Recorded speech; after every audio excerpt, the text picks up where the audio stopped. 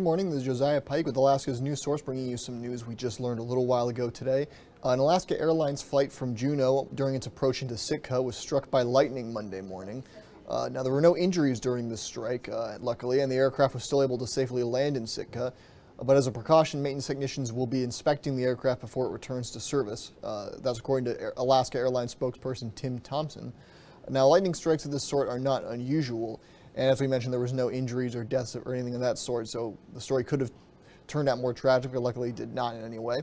But just to repeat again some of the basic information, an Alaska Airlines flight heading to Sitka from Juneau was struck by lightning during its approach into Sitka on Monday morning, but there were no injuries or anything of that sort during the flight, so luckily there was no tragic turn in this story.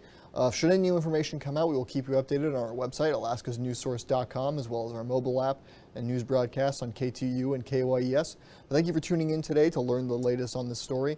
If any new developments come forward, we'll keep you updated, and have a good day.